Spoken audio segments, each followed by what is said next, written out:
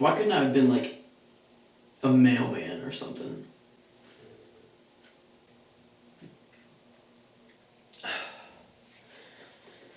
I'll be fine. The Chainsmokers. Good dudes, man. Cool guys. If you've seen my other video about them, you might be under the impression that I don't like them. If I ever see you, I will beat your fucking teeth in. Quite the contrary. I've gotten it all out of my system. The Nerves videos are actually serve a cathartic purpose for me in my life. Welcome to Better Views, where we have better views. The Chainsmokers came on the scene with #selfie. That's the extent of the history I'm gonna give on the Chainsmokers. The Chainsmokers came on the scene with really cool hair. This episode's gonna be horrible because these guys are grade A douchebags. And you know what that does? It just challenges me. It's like standing up like this in front of a bear. I can be a douchebag. The difference here is that I have nothing to lose, Chainsmokers. I've been waiting for an excuse. I'm just kidding. I'm just kidding. I'm just kidding. I'm just gonna review the album like normal. And don't worry, I will personally chaperone this episode to make sure that it doesn't get out of hand. Can I eat that toothpaste?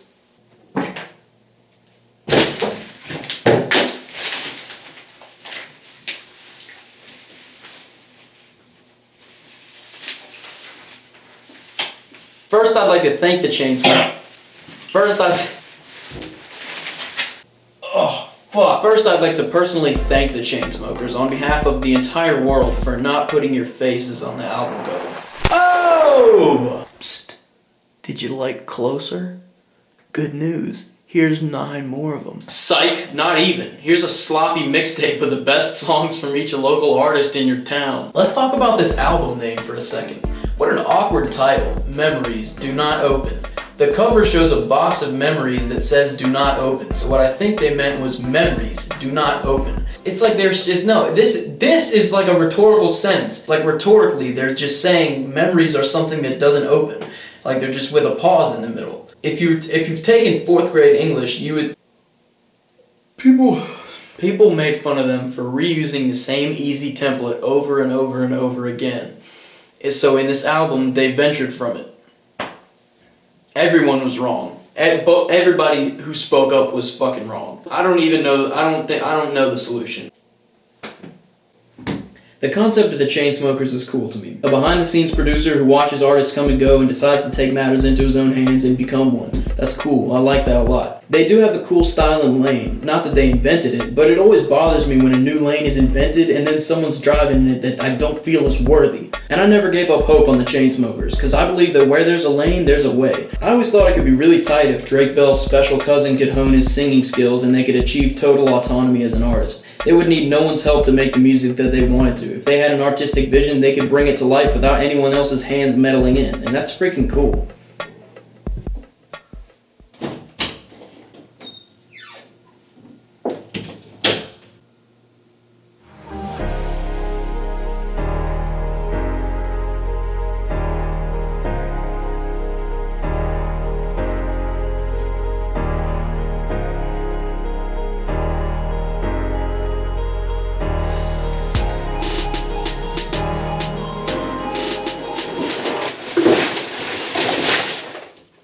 What the hell? It's just fucking trash. Let's take a look at the features on this album. Who? Okay. Who? Who? Okay. God.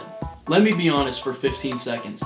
Nobody likes when you get a generic no-name lady singing on the chorus. It's not dope. Now, in interviews, these guys say they like to get lesser-known artists because they're hungrier and more respectful with deadlines and things like that, and that's fair. I'm not going to fight that. I'm sure it's a lot easier when you work with no-name artists. But as a listener, I don't like seeing this at all. I mean, get me a real artist, please. Look, you brain-dead fuckheads. Here's why you should take the time and effort to collaborate with an actual artist when you need vocals. And this goes for all artists. So B.O.B., New Eminem, y'all stop. But especially so for the Chainsmokers because they're producers. They're not vocalists themselves. And we'll get into that in a second.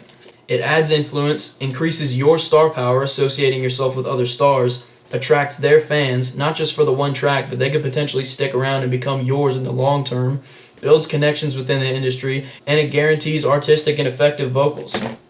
So why would you... It just seems... Not to mention, only Justin Bieber and Drake can hold a candle to what you've done, right? That's what you said. So why not get Justin Bieber and Drake on the album? Did they not reply? What the heck, no way. Why would they squander such an opportunity? Nope, Florida Georgia Line. That actually fits really well. You guys can team up and bastardize two genres at once. Instead, you give us some knockoff Tovlo. And this Emily Warren woman, who's on here twice, by the way, is just fucking obnoxious. I hate to say it, but you're just my type. Yeah, you're just my type. Yeah, yeah. Yeah, you're just my type, yeah. Type. Yeah, you're just my type. Yeah, yeah. Yeah, you're just my type, yeah, yeah. Payday. There's also a hidden feature in this album that they didn't credit on the track list. Optimus Prime. Yeah, it's hard when you're young.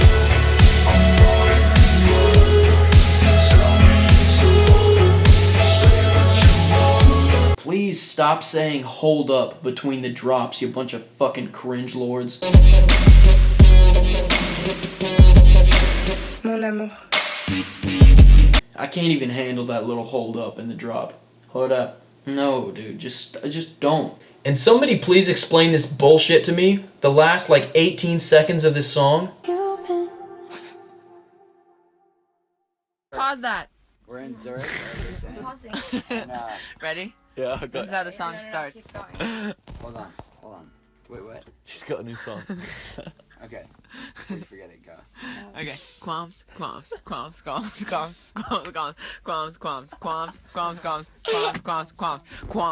Thank you. Good night.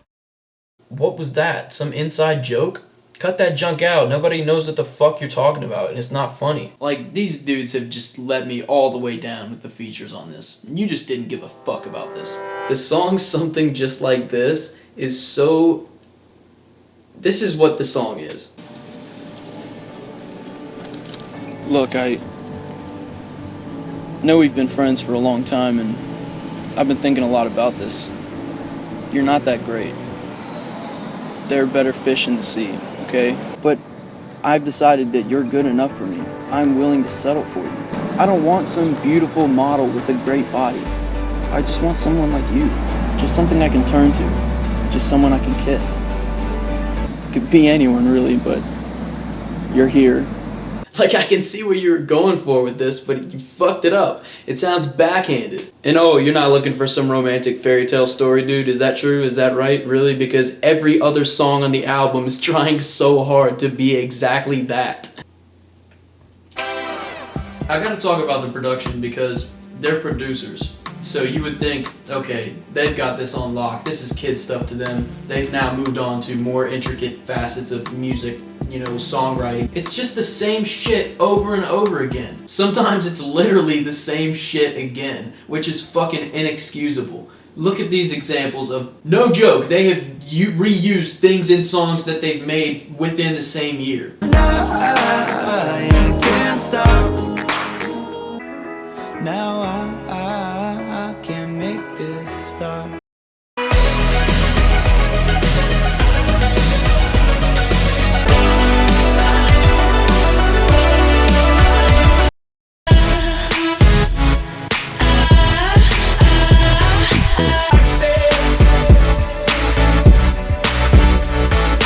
Let's talk about versatility. A good artist keeps a utility belt of different deliveries, writing styles, and instruments, and a ranking of their resources, so what their strengths are. They don't just have one strong set, like this delivery with this production with this type of lyrics works, and they're just weak at everything else. If that's the case, there's this fucking massive air conditioner right outside my wall, and it just cuts on and off whenever it pleases. And when it's on, you hear it right now. So I have to wait until it turns back off. So if a song doesn't call for sad piano, don't use it just because you know how to.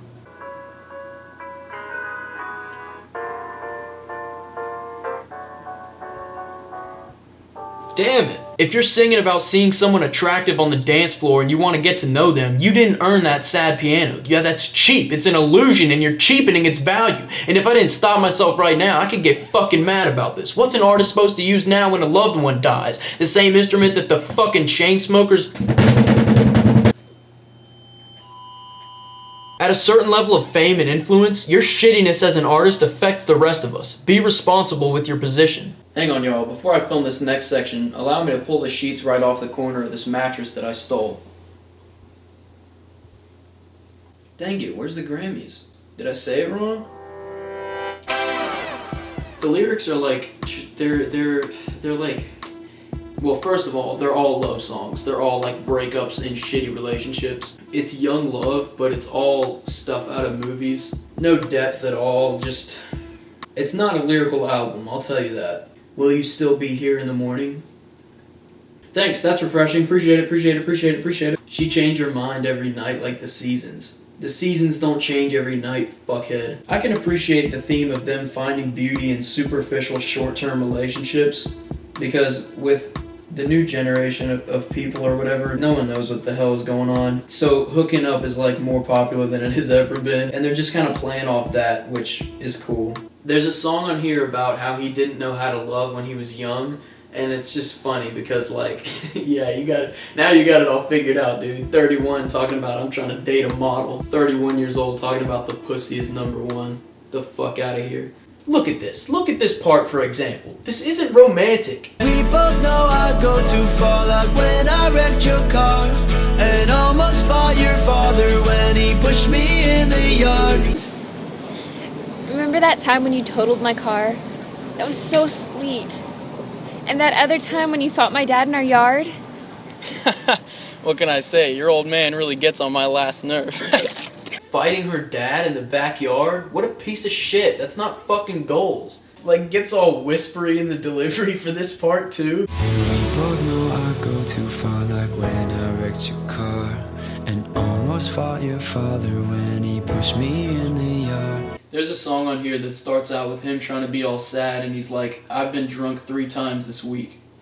Boy, it better be Wednesday, boy. You don't know what alcoholism is. You sound like you've never woken up in a house that isn't yours with an empty wallet. That's the kind of lyric written by someone who hasn't woken up laying in a pile of their own vomit.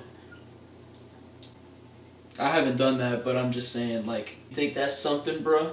For a douchebag, you're pretty mild with the drinking. Their song Honest is the one great song on here. It's the diamond in the rough. It shows a pinch of brilliance somewhere deep down inside the Chainsmokers. It's about the hypocrisy of the human heart. His delivery fits, it has a great drop, it's honest and self-aware, it's well structured. He's like, I want to be on the radio so I can date models. And then he's like, oh wait, these models only like me because I'm on the radio. And to me, it's always nice to see growth happen in a song. Artists obviously evolve, but when it channel that and put it into music, that way the listeners can also learn from their mistakes and their lessons and all that. And it's just adds another layer to the music. Their song concepts are either super original or they're super not original. And the fact that they can come up with great songs, but they just like stuff about them is wrong, makes it to where I know that they're just being fucking, they don't have a high enough standard for themselves. So they're releasing bullshit when they don't have to. You get what I'm saying? They can and they're not because they don't have to. The band offers a smorgasbord of different deliveries to suit whichever emotion the song has. Or, I meant, all the songs have the same emotion, and he offers one melancholy, flat, weak, wimpy, overproduced delivery the entire time. But I mean, it fits, it makes sense because the production is the main attraction, and you wouldn't want other aspects to distract from it. But in songs like Paris and The One, where the production is also melancholy, flat, lazy, and weak and wimpy, it's just like, why the fuck did you release this? When he ventures from this though, and he tries to be energetic, it sounds like one of those high school promotional videos where the kids make a little rap and they dab in the video for it and shit. It's okay, there's a way to have an awesome day. It reminds me of Jacob Sartorius, and what really digs underneath my epidermis is the fact that artists with beautiful, smooth, powerful vocal ability like Zara Larsson are too shy to get fancy on their songs, but this EDM producer who has no vocal talent steps on the mic and is wilding the fuck out on his tracks. Bridges up, build the bridges up again. She wants to break up every night. She wants to break up every night. Yeah, I meant it. Like, chill the hell out, dude. You're not good enough to be doing this kind of shit yet. If you put this amount of passion into the practicing, then this will be a different story. This is a bad album. Seriously, this is a train wreck of a debut project. Their potential is reduced to a mishmash of artificial heartbreak and overproduced love songs. It's a cash grab album. Every song they've released since Closer has been a placeholder on the charts. The album was made because it was time for the album, and that's it. I just went through a very painful breakup, and for the last 3 days I've just been a puddle of infinite sadness and loneliness. And when that kind of thing happens, every song becomes sad. And I still got nothing out of this album. It's good for a drive, at a party, that's where it ends. It's candy. There's no actual value, just throw it on for the sensation, and feel bad about it. And it's possible for candy to have value. Snickers has nuts in it, right? So, and it's still candy, so this is like Skittles. As a kid, you like it, but as you grow up, you become more aware of what you're putting into your body. I enjoy it for what I can, and the average listener who doesn't care this much about music and all that goes into it and the process and everything, they're gonna like it. They're gonna play it in the car and be like, yeah, that's a good song, that's a good artist. But it fell so short in so many ways. It makes everyone who believed in them feel and look fucking stupid and ashamed, including myself, and yes, I did believe in them. It reveals clearly that their success to this point has been a bluff. At their very best, they're a singles artist. This is why producing is a whole different ballgame. And I'm over the sound. I've heard this sound so many times. The Chainsmokers album should have nicely wrapped up and tucked into bed the tropical EDM pop trend that we saw over the summer. It's now almost the next summer, and instead this album marked the ugly, messy, dishonorable death of a musical pop movement that had been shamelessly gangbanged and died inside long beforehand anyway, that I fucking hated the whole time. My verdict? Move along, kids. There's nothing to see here. And since I was unhappy with this project, I'm now going to roast them a little bit. Who the fuck plays their own music on repeat? As if you didn't hear the song a million times when you were producing it, and then playing the beat on loop when you wrote the song, and then recording it, and then mixing and mastering it. Also, look at how awkward this guy is. It's one thing to be a douchebag if you're good at it. Like, that can be very entertaining and funny and stuff, but you're just like a fucking wannabe. Look at him. He's like awkward, standing there. And look at him performing. This is during the biggest chorus of the song, and look at how he performs this.